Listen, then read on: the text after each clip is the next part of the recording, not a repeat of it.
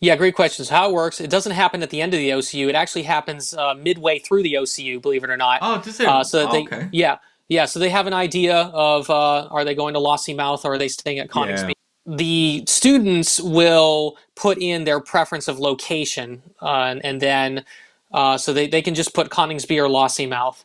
And then, obviously, based on needs of the RAF and what's available, they will get their preference if they perform well enough and if it's available.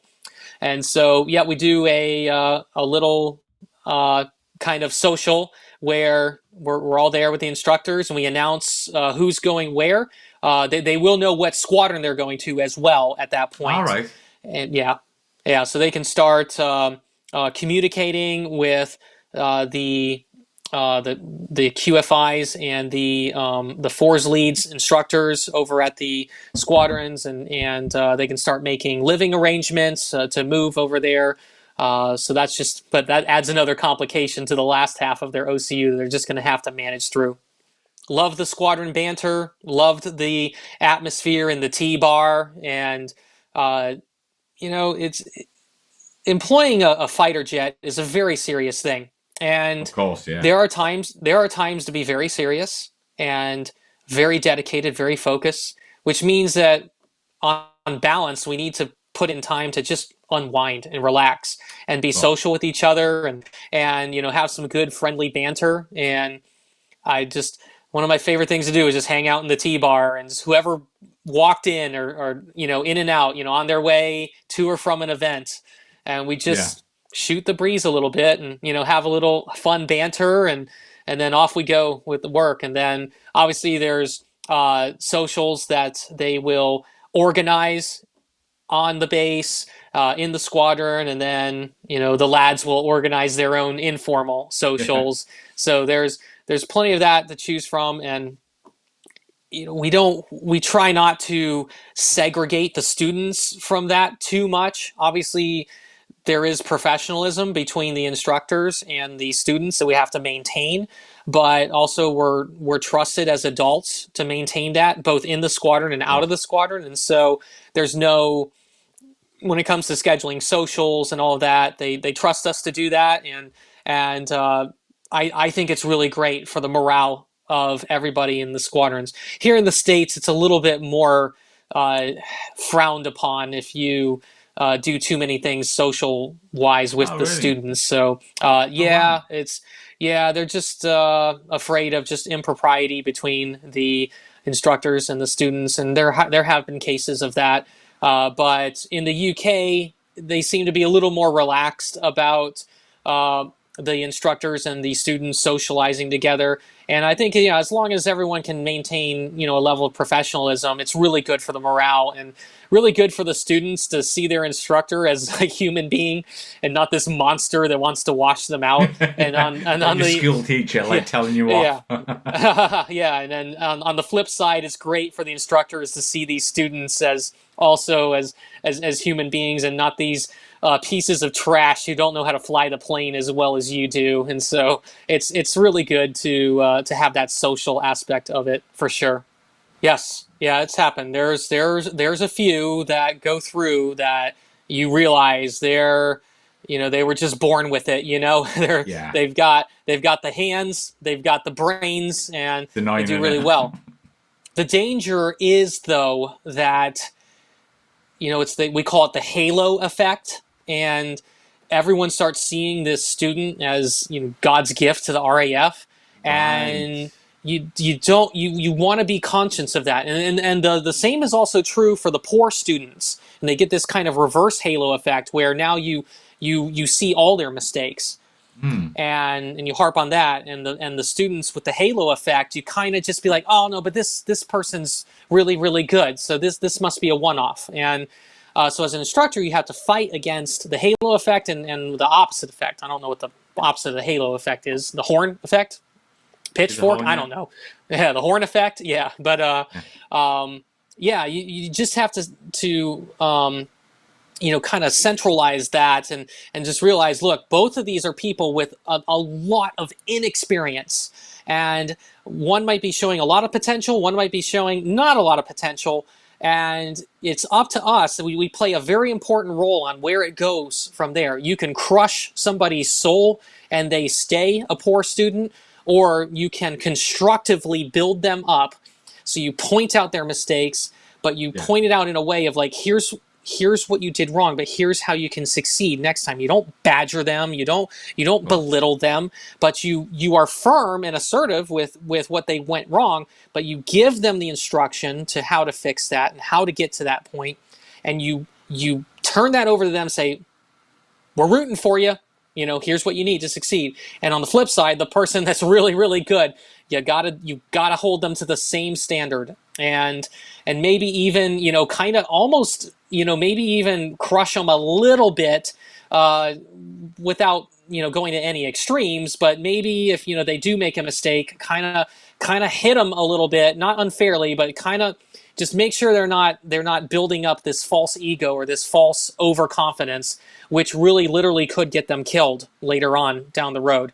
So it's very important as an instructor that you're watching all these things and mitigating that, because you literally could be saving someone's life someday. you ever getting like Maverick type pilots going through like the OCU, or even when you're in America? No, I think both of our militaries are really good at stamping out that. If we're talking about Maverick, and that, like, are we talking about the attitude? Yeah, the attitude like I'm the shit kind of thing. Yeah. It's very rare. Ah, right, good. Our application and training system is pretty good at weeding those types out. Now that being said, there's still some that make it through, and they're good at hiding and good at disguising. It starts coming out a little bit. And yes, there have been. It's very rare, but there have been a few students that we've had to kind of pull aside and give them what we call a course correction and say, "Hey, Course correction, right? hey, mate, this is the perception that the instructors are getting of your attitude.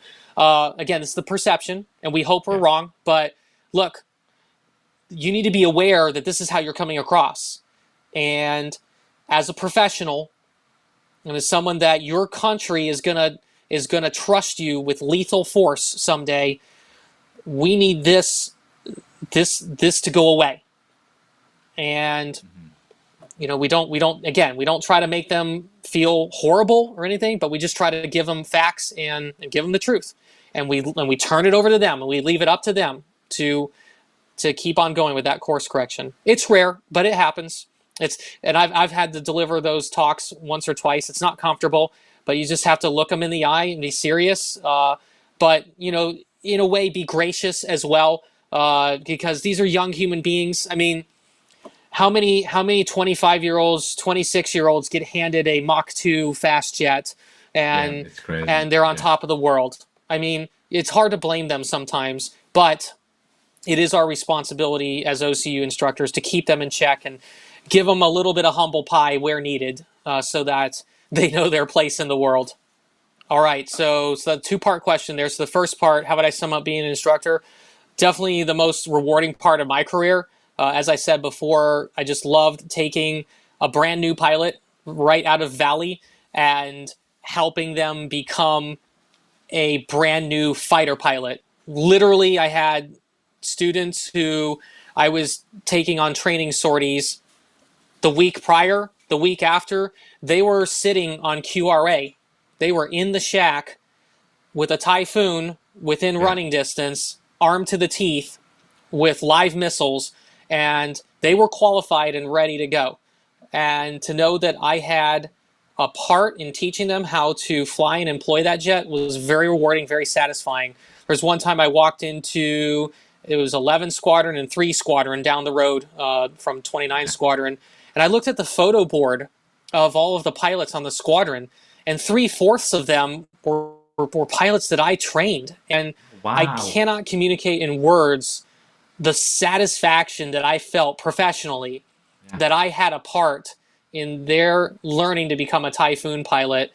And many of those pilots went on to employ recently in Operation Shader, in Uh, the more recent attacks that have been going on in the Middle East, the Typhoon's been involved in. Those are pilots that I helped train for that role, and it was so rewarding. I'll cherish that moment in my life forever. As you see, I've got the my Typhoon. Oh, Yeah, I there can't you do go. reverse Yeah, you camera got it. things. Laugh at me, everyone. I can't do this in reverse. Oh, there we go. Yeah, There there we you go. go. And I got my basically left. Yeah, Typhoon yeah, calendar on the wall there. yeah. Eventually, I'll get the tail flash eventually. So Oh, that'd be if cool. anyone's good at woodworking, send Mike a comment, Yeah, and absolutely. we'll get that Typhoon tail flash going. But yeah, joking aside, love to be an instructor. What would I say to those that want to take my place now? Do it. Because if you're in the UK, you've only got until you're 23. So if you want if you're interested, you want to make it happen, start now. Make it happen. If you're under 23, even if you're 22, there's time. Do it because if you don't go through that door is going to shut very very quickly, and all you'll have is the ability to look back on that with nothing that you can do. So if you're under 23 in the UK and you want to do this, do it. Make it happen. And as Mover says on the other channel, make them tell you no. Don't write yourself out.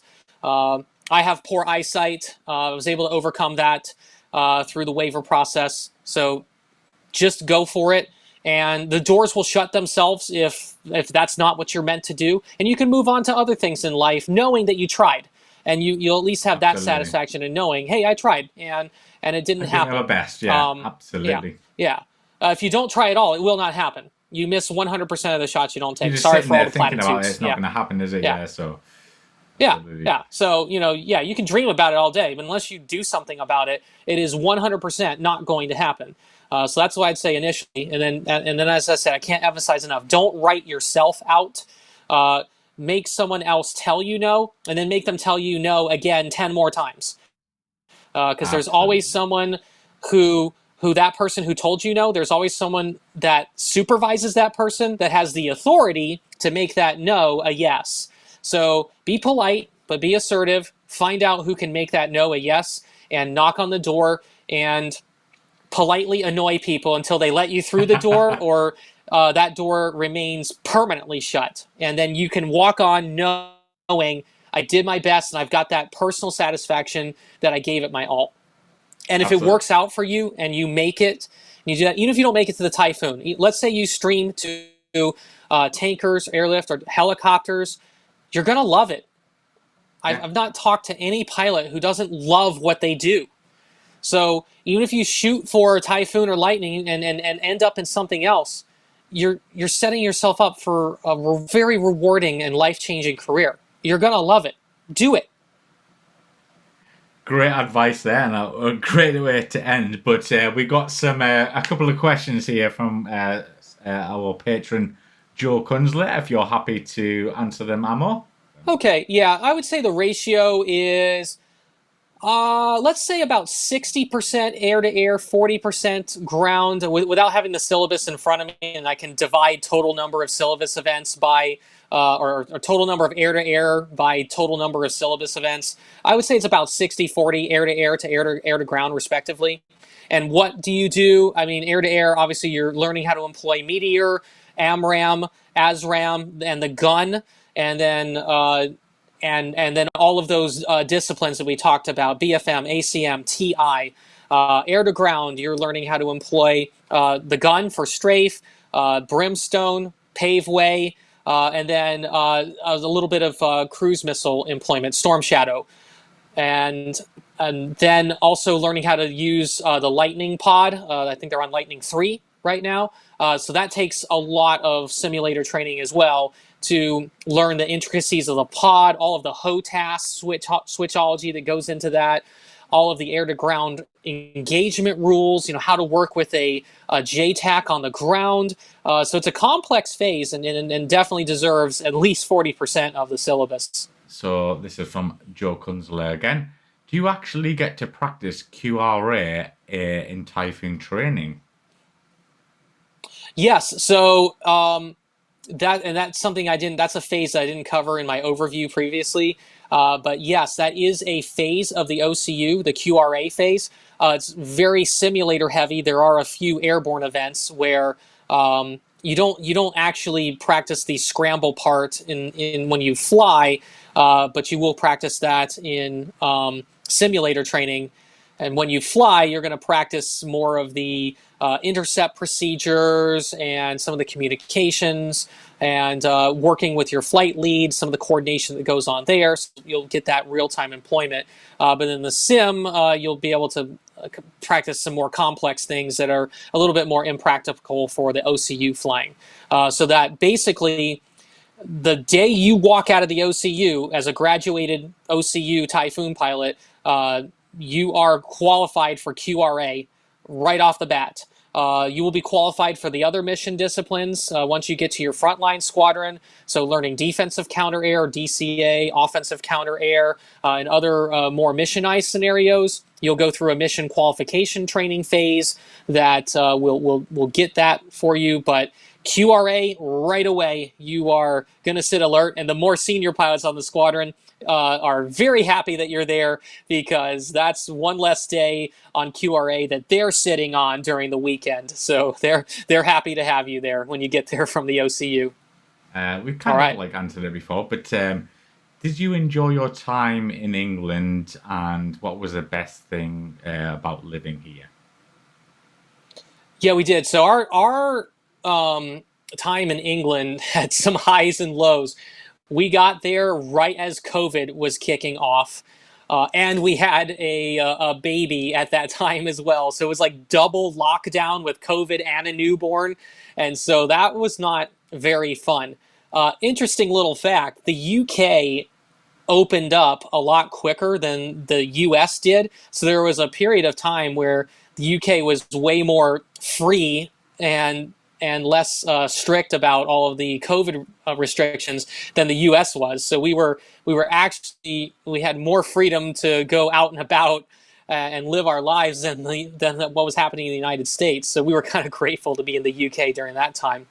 But the last half of our tour, once the restrictions were lifted, we were able to travel around a bit. We loved going to Wales, Scotland, and we went to mainland Europe a little bit, but we just loved road tripping around the UK to some of the parts that maybe aren't as flat as Lincolnshire, but yeah, we enjoyed that a lot, and we really enjoyed getting a good curry or going to a pub and getting some good fish and chips and letting the kids play around in the playground out there, especially in the summertime when the weather's brilliant. We lived in Woodall Spa, so they had the 1940s festival. That was always a treat to see that. And just have Spitfires and Lancasters buzzing your house on a regular basis. I absolutely love that. I'm a history nerd and a history geek. So that was that. And having BBMF right next to us, right next door to us. My last day on the squadron, squadron leader Long Schlongy, who tragically lost his life last year in the Spitfire mishap, he took me on a tour of BBMF, and I'll never forget that, and I'll never forget Schlongy. So getting to fly with people like Schlongy was one of my favorite things as well, being there. He'll be sorely missed. He is sorely missed. And yeah, we'll never forget having my little girls have a little British accent with them as we came back to the States. Just these little things that we'll treasure forever, getting to live in the UK. Winters were a little bit cold, but we know there's colder places on Earth. But where we live in Florida now, it's a bit warmer, so we don't miss the winter time in the UK. But even then, Christmas markets and it's just. Yeah, there's a lot of charming things. Yeah, of course, things here and there, yeah. It's just the little things, yeah. Of course, there were things we didn't like, but there was a lot that we did like, and that's kind of what we remember now is, those charming things, those little things right now, and we miss it. And we'll never forget it. We're grateful for it. We try to get back to the UK when we can to visit what feels like family. We've had neighbors and. Squadron mates and other families that have kind of become part of our own. So we still keep in touch and try to visit when we can. But thank you very much for coming back on the show. It's always a pleasure to talk to you. And yeah, I'm sure we'll speak soon. Always a pleasure, Mike. Thanks for having me again. Cheers now. Cheers.